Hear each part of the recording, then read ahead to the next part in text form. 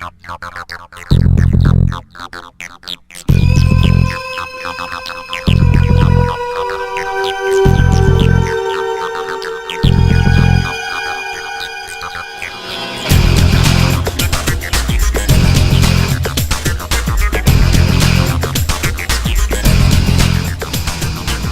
there, traders, and welcome back for episode number 127 from the StockBandit.tv.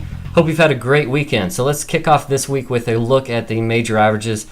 Just kind of eyeball some key levels to keep an eye on in the days ahead, because we know that's going to influence how individual stocks move. Now, last week we did see the indices move higher across the board. They were able to recover from very short-term dips from the previous Friday, and actually able to make new 52-week highs across the board. So, that certainly keeps the uptrends intact, regardless of the number of people you can find out there who are quick to point out that this market is probably on the verge of some big correction. But to date, we still have no technical proof that that's the case, and so it's our job as traders to continue trading what we see. And so try and leave the predictions to someone else. Just continue to trade the patterns as you find them. So up first is the NASDAQ, and it was able to clear its prior high last week. That was about the 25.17 level, and actually finished at 25.30 last week. Now, we also saw two key things happen.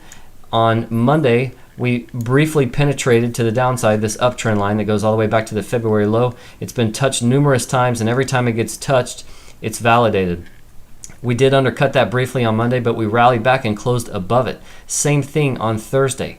Undercut it, and we're able to rally back strongly and finish well above that trend line. So that's two successful tests just in the past week that we've seen.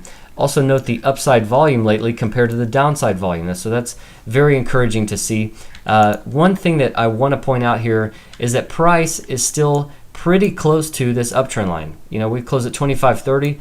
This uptrend line is about the 24.92 level. So we're not a huge distance from there. I would like to see some separation take place, kind of like what we saw taking place back here, where price and this trend line were kind of getting farther apart. In recent weeks, we've really been hugging it.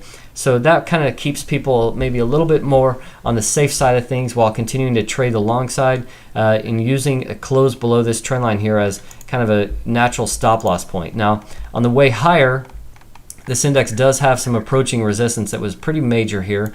It was back in May and June of 2008. It was kind of a double top here at the 25.51 level. So we're only about 21 points from there as of Friday's close. So that could prove to be the next level of resistance. Let's watch that very closely if and when it does come into view. Now, for the S&P 500, this index also, crisscrossed this lower trend line a number of times last week, so it kind of does negate the current trend line as it stands now. It could be redrawn.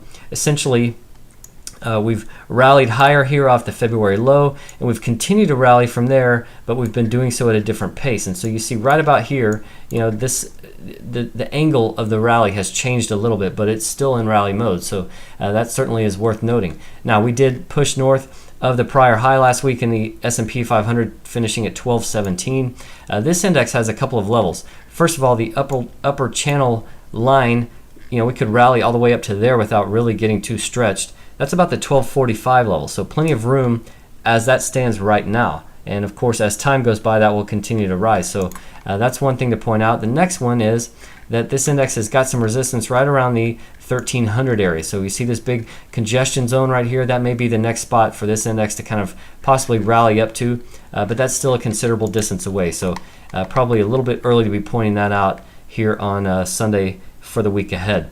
For the Dow, breaking out last week through the 11,151 level with a push through the 11,200 level, closing above that just slightly. So not a tremendous breakout, but certainly a breakout nonetheless. This index is really just kind of hanging in there. It's got plenty of room to rally back up here to the next resistance area, which is about the 11,700 to 11,800 area. So keep that on watch as well in the days ahead if we are able to see this index kind of accelerate higher for now, but at the moment we are still in uptrends across the board.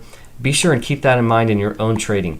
There are still going to be trades out there to be made on the short side, but be very selective when you're trading the short side until we see this market make some kind of technical indication that it is in the process of changing directions. And at this point, it's not. We still have uptrends across the board, so continue to watch the long side, but do so cautiously and continue to keep an eye on the pace of the uptrend as it currently stands.